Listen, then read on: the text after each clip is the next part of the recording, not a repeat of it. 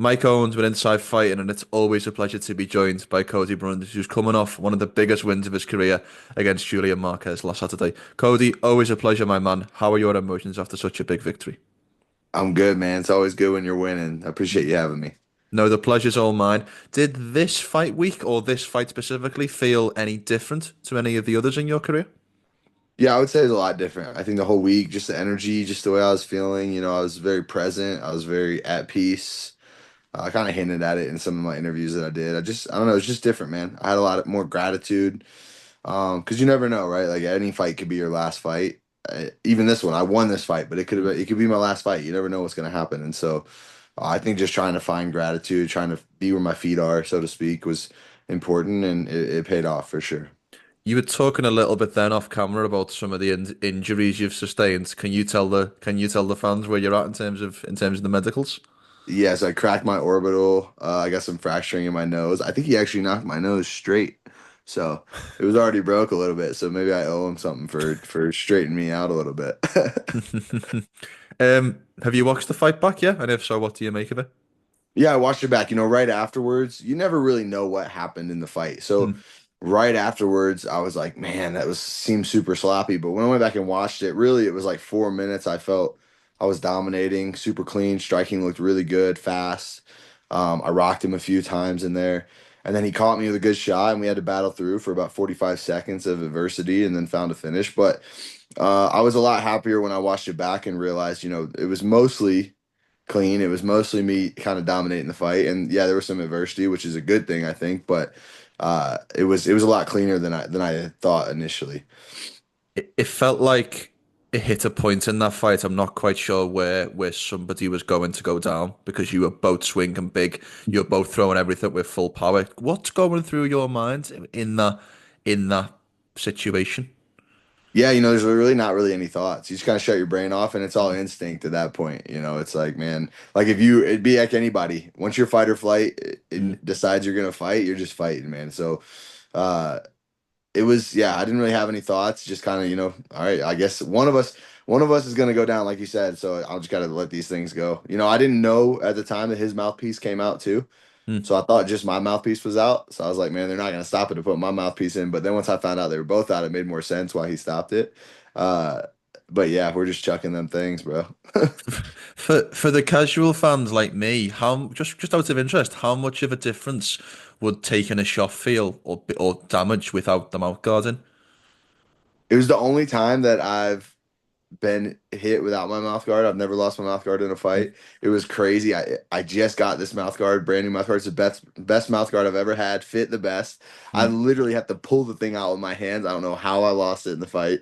Uh, but yeah, I didn't notice a huge difference. Maybe afterwards. Mm. Like this whole part of my face, I mean, it's obviously I have a broke orbital, but this whole part of my face is numb. Luckily, I didn't lose any teeth. My mom was happy about that. But Mm. uh, yeah, I don't know. I'm sure it's not good though. The chances of you like biting your tongue or losing a tooth are much higher, obviously, with no gum shield. So luckily that didn't happen. What was the feeling like when the ref stepped in? Well, I didn't know what he was doing. I like initially I'm like, you're just in the fight. So I'm like, what's happening? He's like, okay, time to put your mouthpieces in. And I Mm. looked over at my coach as I'm putting my mouthpiece in. He's like, throw an elbow, throw an elbow. I'm like, all right, fuck it. Mm. So I threw an elbow and then hit him with that good uppercut. But yeah, I mean, it wasn't enough time.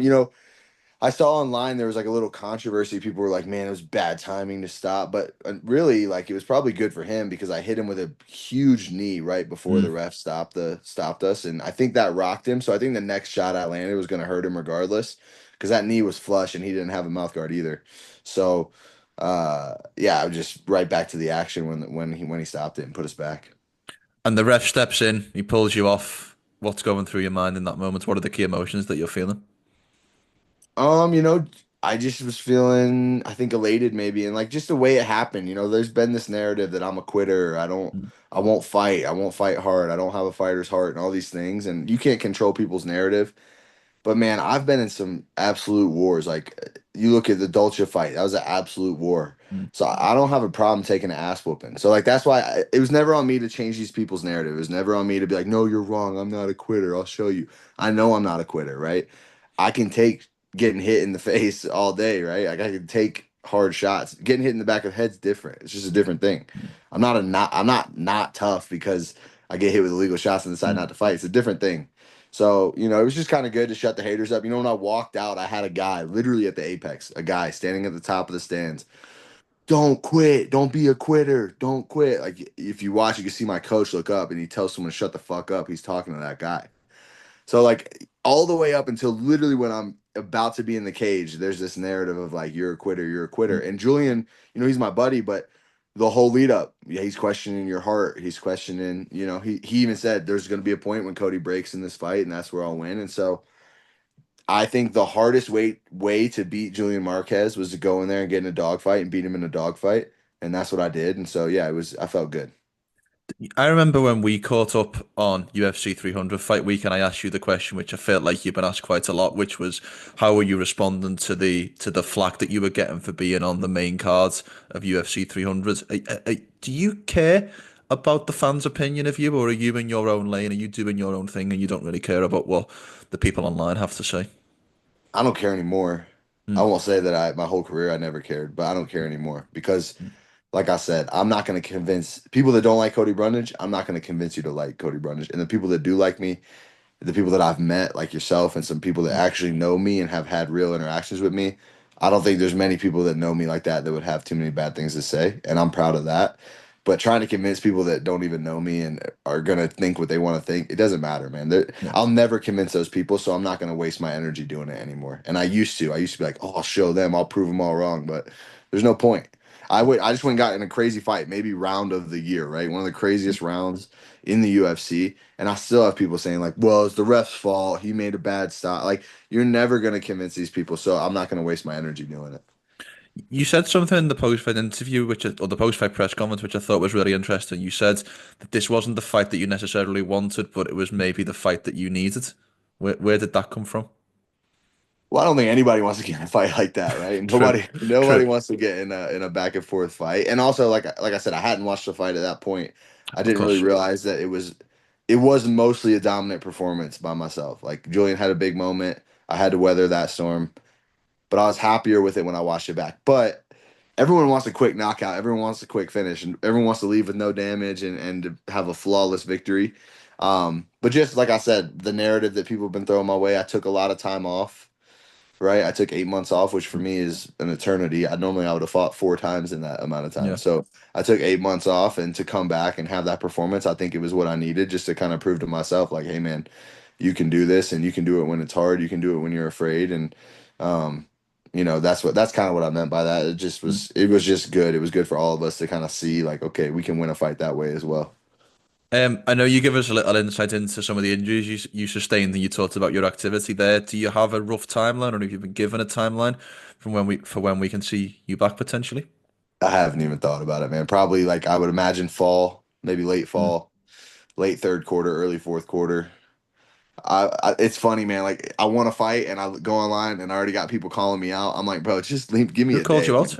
Nursulton, Right. Okay. right? And I've trained with him before, so that's why it's weird. I'm like, bro, just give me a day. Like, I'm not fighting you in Newark. I'm probably not fighting you in general, to be honest. Like, leave me alone. I'm not trying. Get away from me, bro. Like, uh, but yeah, it'll be some time, man. I think maybe September, uh, maybe October. Like some, I don't need to fight 6 times in 14 months anymore, especially if I have to go get in fights like that, right? Which Mm. I think I'm might be a thing, Mm. So uh it's just yeah, I think when I feel I'm obviously gonna be back in training. Dustin has a fight May 31st. So I'm gonna be back in the room helping him. Anthony Smith has his last fight coming up. I'm gonna be helping him, cornering those guys. I'm sure Yusuf will get a fight here now soon. I'll be helping him. So it's not like I won't be in the gym, I won't be training. I just don't need the stress of a fight Mm. every month like how I was doing before. I think that was part of the reason that I was getting burnt out, part of the reason I was having a hard time, and to repeat that would be stupid. So, probably late third quarter, early fourth quarter, and then, I think that was the last fight on my deal. I don't know what the new deal will be. I'm assuming, I'm hoping that they're going to re-sign me. I think that they will. I feel pretty confident with that. But I won't know until we go to find another fight. I have to ask you this question because we discussed it pre-fight, but where are you at with retirement? Have you done a 180 on that conversation? Is that still in your mind? I know that it's an uncomfortable conversation to have, but I wanted to give you the opportunity to talk about it if you so please. Yeah, I mean, if I lost, I wasn't gonna try to come back on the regional scene and get back to the UFC. Like, Mm, I'll be honest. Growing up in the UFC has been awesome, but it also puts you in a spot where it's like, man, to come back, I'd have to go on like an 8 fight win streak against nothing but killers. Because when you're the UFC vet, you know every fight's like a contender series fight, and you got mm, these young kids that want to just take everything that was yours. With the win, it's obviously a little bit different. I don't think I'm gonna be the most active guy in the UFC like I was, but mm. I think, it's what I want to do. I could go get my next fight, have a great fight, and then be like, hey man, I'm done. Like I told you last time, like Yeah. however I'm feeling is what I'll do. And right now I feel good about it. I feel happy with that performance. I feel like I opened a lot of eyes to some people. I'm only 30 years old. Mm, I think sometimes people forget like I I'm a vet. Like I have that's 11 fights in the UFC. That's a lot. There's a lot of mm. people who don't have that many fights, but I'm only 30. So I'm Yeah. young, especially for the division. So it's not like age is the reason that I would be gone. It's not even like damage is the reason that I would be gone. Just gonna be how I'm feeling, man. Like if I feel it, if I love it, if I want to do it, I'm a tough guy to beat, and that's why I'll do it. And if I don't have those feelings, then I won't be a great fighter, so I don't need to fight anyway. So right now, yeah, we'll keep going, keep trucking, keep it going. But I don't know. I don't know. I don't have it planned out like Mm. before. Like if you had asked me like a year ago, like when I'm 34, I'm gonna be done. I don't know. Who knows? We'll see. We'll just keep it going, and while I'm enjoying it, we'll keep doing it. Last question from me. What did the post-fight celebrations look like after such a big victory? I'm curious to know. Well, I was pretty concussed, so I didn't really do shit. I went out. We went back to my buddy Stefan's house. He's got a place in Vegas, and we all hung out. And we had stayed with him that week. It was such a good week, man. He was super hospitable. Him and his team, him, Sean.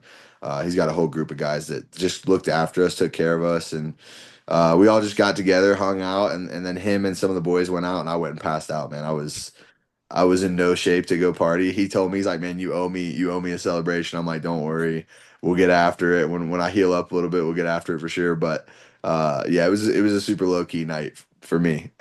I love it. I love it. Well, Cody, always good to see you back in action and even better to see you get this victory.